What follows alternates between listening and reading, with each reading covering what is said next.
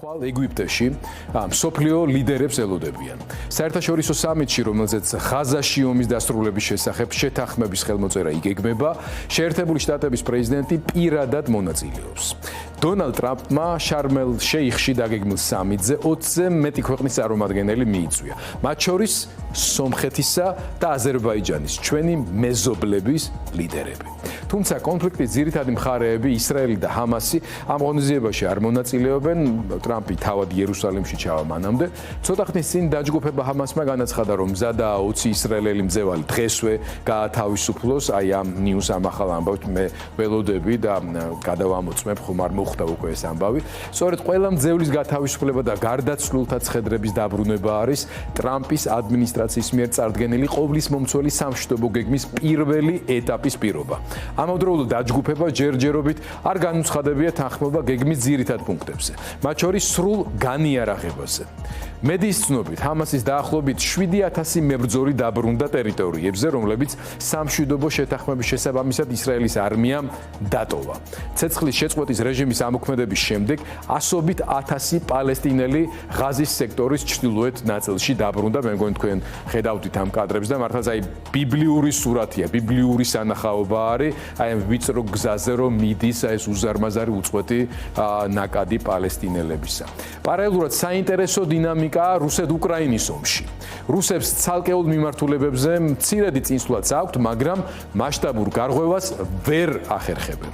ვერც მოახერხებენო, მიიჩნევენ სამხედრო ექსპერტები, მათი აზრით, ამ გაჭიანურებული ომის ბედი რესურსებზეა დამოკიდებული. შეიარაღების რესურსს, რაც შეეხება ერთი, რომ უკრაინა სულ უფრო მეტ შეიარაღებას თავად აწარმოებს და მეორე, ზრდა ნატოს არხით დახმარების ნაწილში, რომელშიც შეერთებულ შტატებს ხადია მნიშვნელოვანი მონაწილეობა აქვს. ამ მხრივ ტომოჰავკების კიევისთვის გადაცემის შესახებ თითქმის უკვე მიღებულ გადაწყვეტილებაზე ტრამპის განცხადებები ახალი ეტაპის დაწყების ნიშნებს ატარებს. ამასობაში რუსეთში ნავთობის კრიზისი შეიქმნა. ნავთობის წარმოება 38%-ით შემცირდა და ზოგიერთ რეგიონში ტალონებიც კი შემოიღეს. ერთჯერადად 20 ლიტრის აწვავის გაცემა მხოლოდ შესაძლებელი. გვიყვება ჩვენი შემდეგი სტუმარი, გენერალი ვახტანგ კაპანაძე, რომელიც მინდა უკვე სტუდიაში მოვიწვიო და დასძენს, რომ გაუგებარია ამ ვითარებაში რისი იმედი აქვს პუტინსო. მოგზაინეთ ბატონო ვახტანგ, მოგესალმებით, მადლობა ჩვენთან სტუმრობისთვის. დიდი ხნის განმავლობაში მივლინებაში უცხოეთში იყავით და სტუდიაში თქვენი სტუმრობით არ ვიყავით განებივრებული, ესეც გვახარებს. მე თქვენი ინტერვიუც ვნახე ბოლო წავიკითხე, მაგრამ მაინც ღაზას ისტორიით დავიწყოთ, იმიტომ რომ თანამედროვე სოფლიოს და გეოპოლიტიკური დინამიკის გათვალისწინებით ძალიან მნიშვნელოვანი ცხელი წერტილი იყო. აღარ არის ვერ ვიტყვით, მაგრამ ამ ეტაპზე აშკარად მისი ჩაქრობის ეფექტური მცდელობებია. რაც ტრამპს უნდა დაუფასოთ. ბოლოს და ბოლოს მისი შვილი გოგო სიძე დღეების განმავლობაში ახლაც იქ იყვნენ. ძალიან საინტერესო სურათი იყო აი ამ შეხვედრების ხალხთან, მათ შორის მძევლების ოჯახების წევრებთან, სამხედროებთან და ასე შემდეგ. ტრამპმა უზარმაზარი ინვესტიცია პოლიტიკური მათ შორის და კაპიტალი ჩადო ამაში. შედეგს მიაღწია. რა შედეგს ელით თქვენ მოკლევადიან და საშუალოვადიან პერსპექტივაში და რა გავლენას მოახდენს ეს მსოფლიო გეოპოლიტიკაზე, განსაკუთრებით ჩვენ რაც გვაინტერესებს აი ევრაზიულ კონტინენტზე. მოგესალმებით კიდევ ერთხელ, მადლობთ მოწვევისთვის, მივესალმებ თქვენ მაყურებელს. უმნიშვნელოვანესი მოვლენა მოხდა ნამდვილად ბოლო პერიოდებში ესეთი ხანგრძლივი დაპირისპირება, ესეთი სისხლიანი დაპირისპირება უკრაინის სრულმასშტაბიან ომს თუ არ განვიხილავთ. ესეთ ლოკალური არცომი არჩიდობის პირობებში ესეთი სისხლის ღრა ნამდვილად არ ხდებოდა. ტრამპმა ეს შეძლო. ნამდვილად შეძლო და აქედან გამომდინარე გამერწმუნეთ, რომ გარკვეული პერიოდით და ეს პერიოდი მნიშვნელოვანი იქნება, ვინაიდან აი ამ ყველაფრის უკან გარკვეული ფინანსებიც არის, რომელიც დაეხმარება ფონდებია შექმნილი ღაზის აღორძინების, იქ დახმარების, თვითონ ისრაელი არის მზად, რომ განახორციელოს ჰუმანიტარული დახმარება და ასე შემდეგ. ყოველ შემთხვევაში ათეული წლით შეიძლება ჩამოყალიბდეს შვიდობა. იმედს ვიტოვებთ, რომ ჩამოყალიბდეს შვიდობა. თვითონ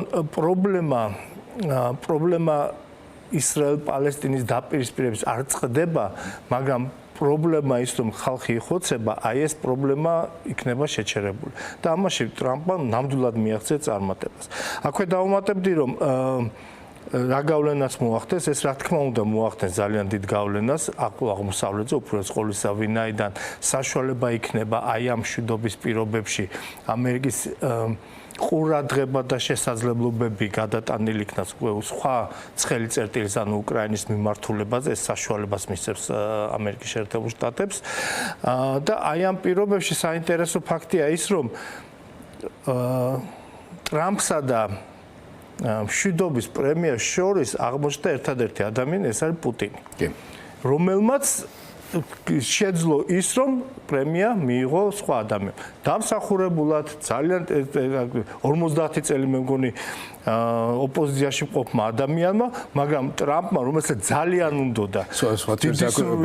გავნიშნოთ, რომ თვითონ ნობელის პრემიის კომისიის პოლიტიკური, როგორ ვთქვათ, დიპლომატიურობაც არასორი სიტყვა, მაგრამ გონება מחვილობაც და წინდახედულებაც რაში გამოიხატა, რომ შეარჩიეს ისეთი ფიგურა, რომელიც ერთის მხრივ მართლაც იმსახურებდა, საუბარი არის ვენესუელას ოპოზიციის ლიდერ ქალზე, რომელიც მართლაც გმირობის განსაკუთრებულ მაგალითს აჩვენებს, ვენესუელაში რჩება და მიუხედავად ბევრი პრობლემის აგრძელებს ბრძოლას, მაგრამ ისეთი ადამიანი შეირჩა ამავე დროს, რომელზეც ტრამპი თავის რისხვას ვერ გადმოღვრიდა და მანაც პირველი ზარი ერთ-ერთი რომელიც განახორციელა ტრამპთან მიმართებაში, რომ ესო თქვენი დამსახურებაც არისო.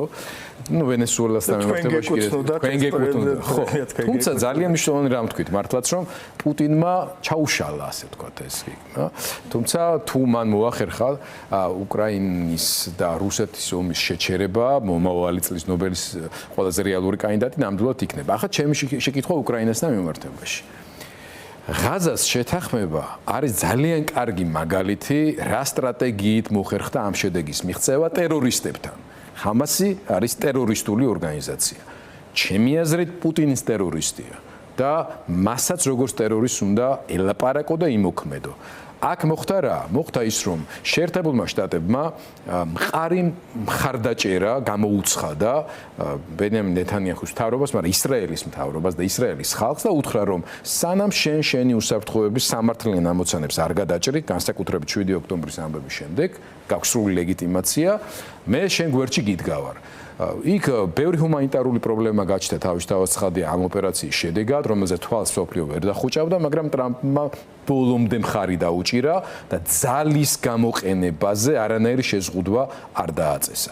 რა პრობლემაც მხოლოდ ამის შემდეგ წამოვიდნენ უკვე ტერორისტები, იძულებულები გახდნენ, რომ მიხვდარიყვნენ, რომ მათ სხვა გამოსავალი არჩებოდა თუ არა შეთანხმებაზე წამოსვლა. განსხვავებული სურათი გვაქვს რუსეთთან მიმართებაში. გასაგებია, რომ ჰამასის მართლა ბირთვული სახელმწიფოს მართალია ტერორისტს, მაგრამ მაინც ლიდერთან შედარება პროპორციულად არაადეკვატურია, მაგრამ პოლიტიკის ფორმირების კუთხით. რა იცვლება პუტინთან მიმართებაში? რაზე მიანიშნებს მათ შორის ზელენსკისა და ტრამპს შორის აი ესეთი უცნაურად ხშირი და საკმაოდ შედეგიანი ურთიერთობები და აი ტომოჰავკებისა და ეს ისტორიები გვინდა რომ მოგვიყვეთ როგორ იცვლება თვითონ აი ამ სამხედრო მოქმედებების თეატრში სურათი, როგორია დინამიკა. თქვენ ძალიან სწორად აღნიშნეთ, როდესაც არის გაჭიანურებული ომი, როდესაც არის ომი გამოფიტვაზე, აქ არის უმნიშვნელოვანესი არა ის თუ რა გყავს შენ ფრონტის ხაზზე, არამედ რა რესურსი არა გაქვს ჯერ კიდევ შენ გამოყენებული.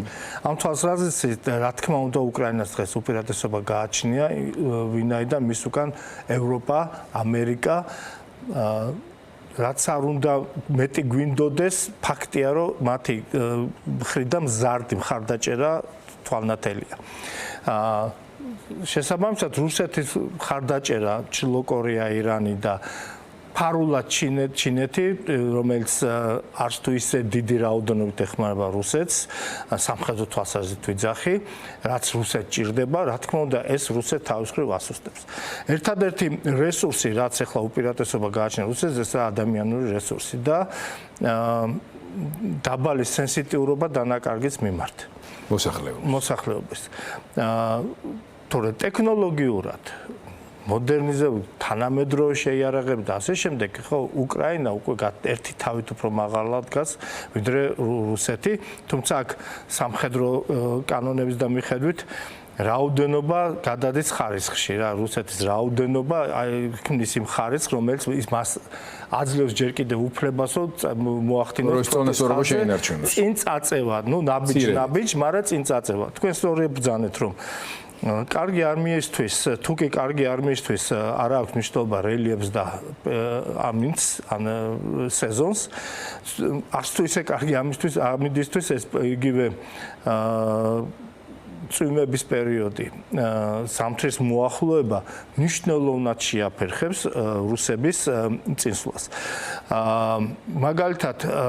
მაგალითისთვის თუ განვიხილავთ წინა მარტის პერიოდში რუსების წინსვლა სულ 135 კვადრატულ კილომეტრამდე იყო მთელი თვის განმავლობაში, მაშინ აგვისტოში უკვე 500 რაღაც კილომეტრი იყო კვადრატული კილომეტრი. ამის შემდეგ ისევ დაიწყო კლება და აი ბოლოს იყო 225 კვადრატულ კილომეტრამდე მგონი წინსვლა. ეს ძალიან სკრუპულოზულად აქვს გათვლილი ომის შემსწავლელ ინსტიტუტს და ეს მაძლევს საშუალებას აი ამ ციფრების ხო ანალიზით გამოცხადოთ, რომ მნიშვნელოვნად ფერხდება რუსების წინსვლა ამ წვიმების პერიოდის მოსვლასთან დაკავშირებით. იგივე ტაქტიკური მეთოდი ხო, რუსების ტაქტიკური მეთოდი ხო, ბოლოს ნოუ-ჰაუ, რასაც უძახიან მოტოციკლეტებით სწრაფად გადარბენა აი ამ ვეღარ განახორციელებენ ვინაიდან იქნება ისეთი ვითარება, ისეთი გრუნტი, რომელსაც ამას ის ვერ განახორციელებს. ამავე დროს ხეები დაყრის ფოთოლს, იქნება შენიღბვა, იქნება დრონებისთვის ხილვადი იქნება. და ამ დროს როდესაც ბატონობა გაბატონებულია უკრაინის მხრიდან დრონები ახერხებენ გაბატონებას ცაში, ნულოვან ზონაში, ანუ ფრონტის ხაზზე ფაქტიურად შეუძლებელი იქნება გადაადგილება. ურთულესი იქნება. მაგრამ რო დაუბრუნოთ უფრო ფართო სურათით, ხო? ისევ თქვენ იმას მიუბრუნდები ხაზგასმულ ასპექტს ლოგისტიკურ უზრუნველყოფას ამ შემთხვევაში ფორმულა ამერიკული იარაღი ევროპული ფულით უკრაინული მოთხოვნით ეს ფორმულა მუშაობს ამას ემატება უკვე მოთხოვნები ისე სხვაშორის ამერიკიდან წამოსული მოთხოვნები, რათა ეკონომიური სანქციები გაიზარდოს რუსების მიმართ. ჩინეთი ესე იგი ჩინეთს მიეცეს მნიშვნელოვანი ნიშანი იმისა, რომ თუ გააგრძელებს დახმარებას, ის მის ეკონომიკაზეც ეს მნიშვნელობა დაისახება. ანუ 100%-იანი ტარიფები და ასე შემდეგ, ხო? ამავე დროს სამი ქვეყნის ლიდერი შეხვდა ერთმანეთს ბრიტანეთის, საფრანგეთის და გერმანიის და მიიღეს გადაწყვეტილება, რომ ის აქტივები, რომელიც გაყინული არის ევროპაში, რუსულ აქტივებს მიმართონ უკრაინის თავდაცვის გასაძლიერებლად. ანუ რუსები თავისივე ფულით მიიღებენ უფრო გაძლიერებულ უკრაინას, ვიდრე ეს მანამდე ჰქონდათ. ეს 19 სანქციების 19 ესე იგი პაკეტიც მზადდება და ამასაც ძალიან დიდი მნიშვნელობა აქვს. რა დაუბრუნოთ ტომაჰავკებს, ხო? ალბათ მნიშვნელოვანია ეს ფაქტი, რომ ახლა თვითონ ტომაჰავკი ახალი იარაღი არ არის 1970-იანში შეიქმნა, ხო, General Dynamics-ის მიერ. ეს არის ფრთოსანი, შორი მანძილის, მაღალი სიზუსტის, ესე იგი სუბსონიკური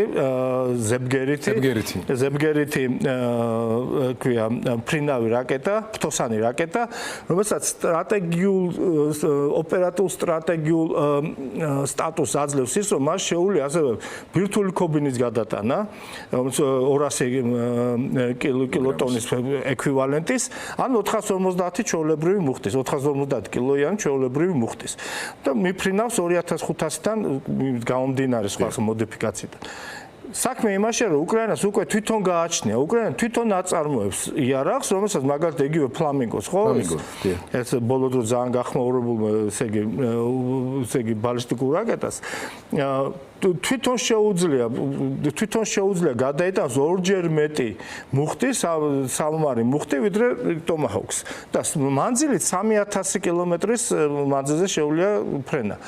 ეხლა რა თქმა უნდა ეს უფრო მაღალ ტექნოლოგიურია ტომაჰავკი ის არის ქსელურ-ცენტრული პრინციპის, ანუ მისი მართვა შეიძლება როგორც თანამგზავრიდან, ისე თვითმფრინავიდან, ხომალდიდან ქვეითი ინდივიდუალურ ქვეითს შეუძლია კორექტირება მიმართულებას. კორექტირება გააკეთოს აი ამ შესაძლებლად. მაგრამ როგორც პოლიტიკური აქტი არცრევ არის გამზარდებული. ეს არის, ამიტომ არის ეს პოლიტიკურ არა მარტო სამხედრო, ანუ პოლიტიკური აქტია, სამხედრო პოლიტიკური აქტი არის. და ეს დახმარება ამიტომ არის რუსულ თუ ნახავთ პროპაგანდისტულ არხებზე ძალიან მძიმედ განიცდიან ამას. რა თქმა უნდა. ძალიან მძიმე დღეს თქვენ ბრძანეთ 38% ხო ნავთობგადამამუშავებელი რეწველობის დაზიანებულია რუსეთს. ანუ ფაქტიურად რიგები დგას, კილომეტრიანი რიგები დგას საწვავზე. ეს იძულებულია რუსეთი ჩინეთიდან შეიძინოს უკვე საწვავი, ვინაიდან თავისადმი ძირითადად მაინც ახლა შეერაღებულ ძალებზე მიდის, ძირითადად ეს შესაძლებლობა, ამას დაემთხვა პერიოდი, როცა იყო სოფლის მეურნეობის სამუშაოები, ამაზეც თავის საწვავი ჭირდებოდა ამ ყველაფერს და აღმოჩნდა რეალობა აღმოჩნდა იმისა, რომ რუსეთი არის დღეს ჩვენი 90-იანი წლების პირობებში. ნავთობის დეფიციტის პირობებში. ნავთობის დეფიციტის პირობებში. ანუ ეკონომიკურ ფასემაც გაიზარდა. თავად რუსეთის ეკონომიკურ გუნდში იმდენად წვავე დებატებია, რომ უცნაურია, მაგრამ საჯაროდ გამოვიდა ეს დაპირისპირებები. ანუ სერიოზული საუბარია სერიოზულ ეკონომიკურ დაღმასვლაზე. ამ ომს თავისი ეკონომიკური ფასი აქვს და ამ თვალსაზრისით გამოფიტვის ომს რადგან მეძახით, ამ ტერმინს თქვენ ხმარობთ ხშირად, უკრაინა, რომელიც უკანას დგას ფაქტობრივად მთელი დასავლეთი, როგორც მინიმუმ ევროკავშირი თავისი ფულით, შეერთებული შტატები თავისი უკვე პოლიტიკური ამოცანით და გავლენებით და ეს ღაზის შეთანხმება ამ ხრივ კიდევ უფრო მეტად მოაძლიერებს დასავლეთს.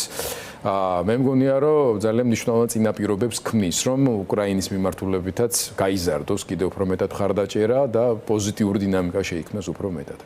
ბატონო ხალხი, ძალიან დიდი მადლობა.